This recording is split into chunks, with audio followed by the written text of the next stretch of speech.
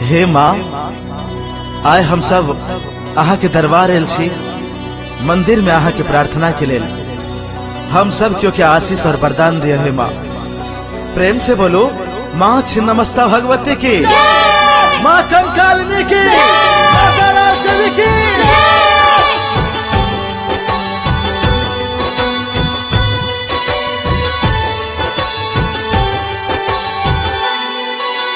हे तारनी तारा जगदम्बे, शरण में आहा के आयल छी। हे तारनी तारा जगदम्बे, शरण में आहा के आयल छी। हम ता छी अति दिन दुखी, चरण में शीश झुकावे छी। हम ता छी अति दिन दुखी, चरण में शीश झुकावे छी। हे तारनी तारा जगदम्बे, शरण में आहा के आयल छी।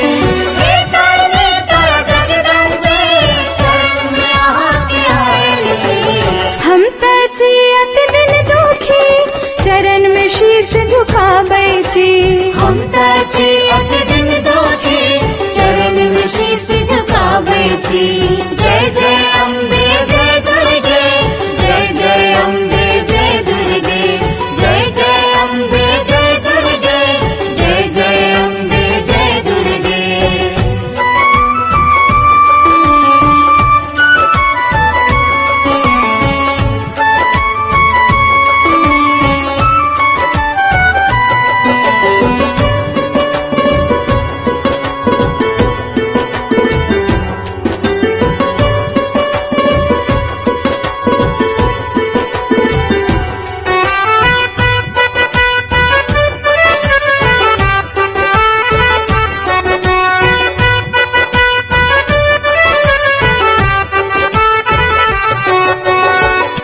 भक्ति के भीख दिया माँ झोली में, भर दिया मधुरा अमृत बोली में।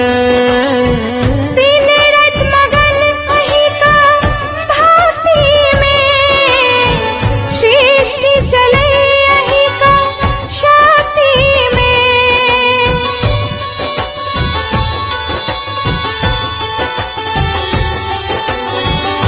भक्ति के भीख दिया माँ झोली में, भर दिया मधुरा अमृत बोली में।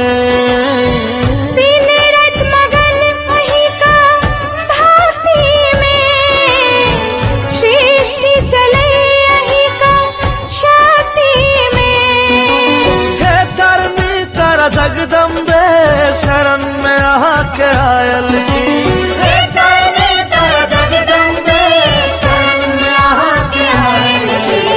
हम ताची अति दिन दुखी, चरण में शीश झुकाबै छी। हम ताची अति दिन दुखी, चरण में शीश झुकाबै छी। जय जय अम्बे जय दुर्गे, जय जय अम्बे जय दुर्गे, जय जय अम्बे जय दुर्गे, जय जय अम्बे जय दुर्गे। प्रेम से बोलो, श्री श्री 108 श्री उग्र तारा माँ भगवती की।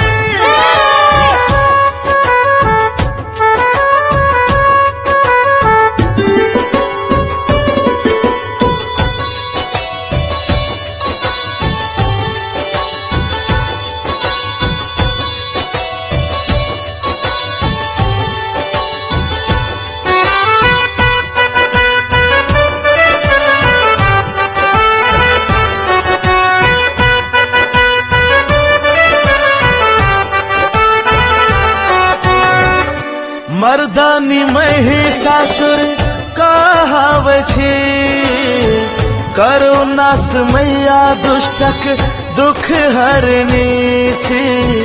अबला के सबला बना दिया, दर्शन के अभिलाषी मैया ही के छी।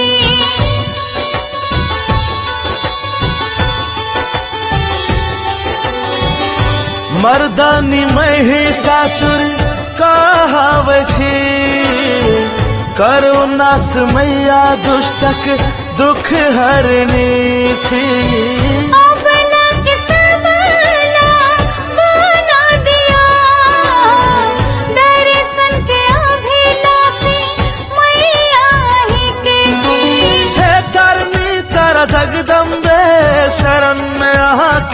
आयल छी।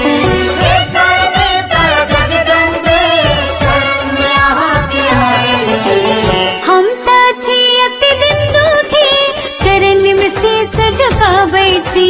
हम त छी अति दिन दुखी चरण में शीश झुकाबै छी।